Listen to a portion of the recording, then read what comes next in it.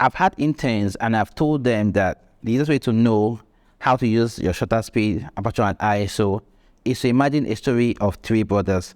And these brothers are called shutter speed, aperture, and ISO. Imagine there's a school and you're the principal or you're the head of school.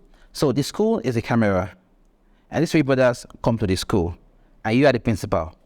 Now, in the case whereby you want to take a picture, you ask yourself who should go home first out of the three brothers.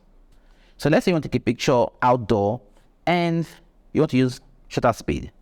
I want to freeze motion. They're walking towards me. I'll tell myself as a principal, the camera is the school. They're okay, shutter speed go home first. So I'll set my shutter speed to 500 or above, depending on what I want to achieve. So I send shutter speed home first. So it's remaining ISO and aperture. I tell myself again that, okay, who should go home next? Now I want to achieve more depth. I want my pictures to be sharp from foreground to background. I'll say, okay, aperture will go home next. You get? That way, I've set my shutter speed, aperture.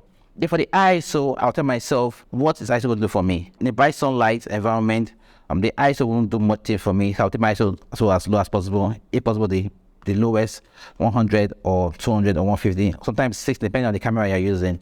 So I'll take my ISO, go home last. Now, this way, I've been able to imagine myself in a school settings whereby I'm the principal and the school is a camera and aperture, shutter speed, and ISO are three brothers. Now, you can always use this analogy or story to decide which should work for you. I tell my interns every time, ask yourself who should go home first, who should go home last. For example, let's say I walk into a dark environment.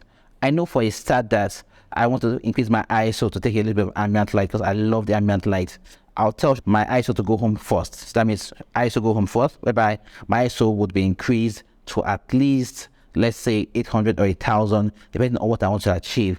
Next, I tell myself, shutter speed, 200 is okay for me. I don't want you to be too low or higher than that. So I tell shutter speed to go home next, which is following ISO to go home. Now that's two. So I've set my ISO, I've set my shutter speed. Then aperture, I ask myself, do I want to achieve blood background to show the bokeh, or just to show blood background, or to show more depth, to show the love the design of where I'm using. Now that depends on my aperture. If I want to show the level of sharpness from who I'm photographing to the background. So let's say it's a lovely dining area and I have the bride and groom sitting in front of that place. You know, I want to show the background has lovely lights there.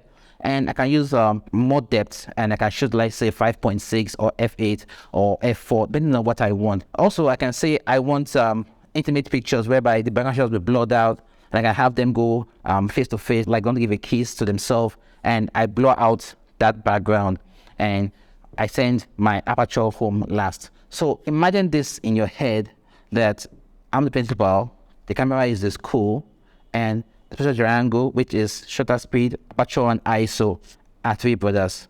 Ask yourself every time before you take a click, who is going home first? You get? Now, this ideology and story has worked for me in training my interns on what to do first. So I always ask them, what are you trying to do? Who's going home first? And they'll say, okay, shutter speed has to go home first, aperture needs to go home last, ISO should go home second, you know. So this has really helped, and I hope it's going to help you also. So let's put this in your mind. The ideology of three brothers, the shutter speed, aperture, and ISO, and the school, which is also the camera. Are you the principal? Who's the photographer? So go ahead and ask yourself who should go home first when trying to shoot any picture, take any picture at the wedding.